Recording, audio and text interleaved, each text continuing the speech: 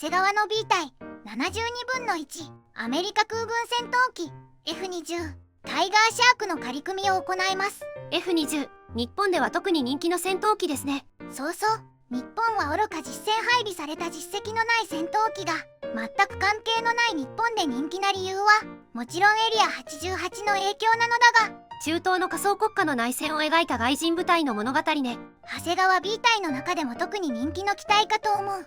エリア88に登場した X29 も同等の人気があるかな。ところで F-20 とはどんな機体なの？ F-20 は F5E の後継機として主にアメリカの同盟国向け輸出用として開発された機体。アメリカ本国では配備する予定がなかったのね。そうそう、結局採用国がなかったので試作機が3機作られたのみとなった。そのうちの2機は事故で失われていて、現在は3号機のみロサンゼルスで展示されてるみたい。事故で失われているのね。主な輸出先として話が進んでいたのは台湾で、次期主力戦闘機として F16 のダウングレード版と F20 を提案していたみたい。それで F16 が採用されたのね。いや、アメリカの政権交代などのごたごたもあり、一旦白紙となったことから国産戦闘機の開発に乗り出すことになる。それが FCK1 ね。そうそう、後に F16 の輸出制限も解除され F16 も配備するようになった。その他にもインド、韓国、ヨルダン、バーレーンなどと話があったようだけど採用には至らなかった。なるほど、日本と全く関係ない戦闘機が人気ってエリア88の影響力は絶大だったのね。はい。それでこのキットはいつ頃発売されたのでしょうか？長谷川コンプリートワークスによると1984年に発売された。初飛行が1982年。毎回ですがいち早くキット化したわけね。他にキット化したメーカーはあるの？実はありません。正確に言うと72分の1では長谷川のみ。ということはこのキットが唯一であり決定版となるのね。ちなみにデカール替えのキットがいくつか出ているので紹介しておく。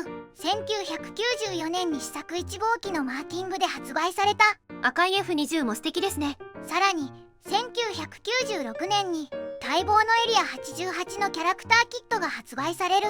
エリア88シリーズとザ・コックピットシリーズの成功が後のキャラクターモデル事業につながるのね。2010年には赤い F20 と黒い F20 のコンボキットが発売された。黒い F20 はパリ航空ショーでの試作2号機のようですね。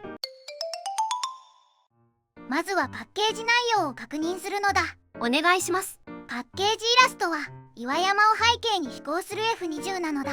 試作2号機のようね。タイガーシャークの意味はイタチザメだそうです。豆知識ですね。では中身を開けていくのだ。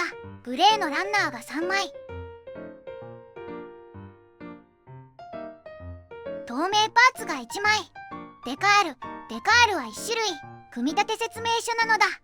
塗装図、マーキングは1種類。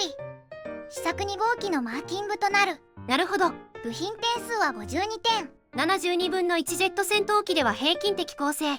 試作機の割には武装もついているので総合的に見ると部品点数はやや多めかもね。では長谷川の B 隊72分の1アメリカ空軍戦闘機 F20 タイガーシャークの仮組みを始めるのだ。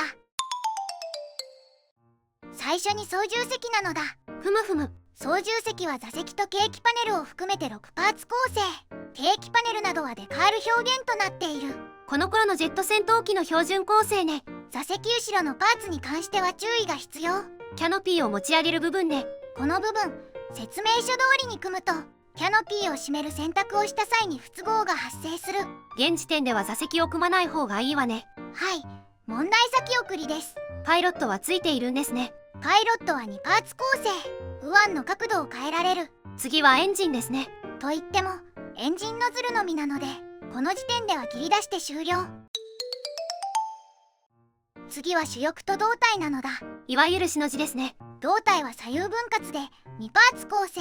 操縦席を組み込んで接着となる。当然操縦席の塗装は先にしておくべきね。機種の先端に削る指示があるけど重りの指定は特になし。胴体のモールドはどうでしょうか？胴体は筋彫り大モールド表現。はっきりとした太さと深さ、お好みで彫り直しなどを対応すればよいかな。合わせ目付近をケアすれば大丈夫そうですね。次は主翼ですね。主翼は左右1パーツずつ胴体に差し込む仕組みとなっている。シンプルですね。主翼のモールドも筋彫り大モールド。ここもお好みで調整かな。次はエアインテークの接着ですね。エアインテークは左右それぞれにパーツ構成。接着前にホワイトで塗装した方がいいかな。次は水平尾翼ですね。水平尾翼はそれぞれ1パーツずつで胴体に差し込む。ここはいつものように簡単ですね。その他機種の機関砲部分を接着。機関砲は穴を開けたり真鍮パイプに置き換えてもいいかもね。次はクリアパーツや足回りなのだ。ふむふむ。キャノピーは2パーツ構成となっているので操縦席の開閉選択ができる。先送りした部分ね。組み立て説明書だとキャノピーの開閉選択の指示がある。操縦席の組み立て時の指示のままだとキャノピーを閉じた場合座席後部が干渉する。どうすればいいの？キャノピーを閉める場合はこのパーツを使わないか干渉しないように加工する必要があるみたい。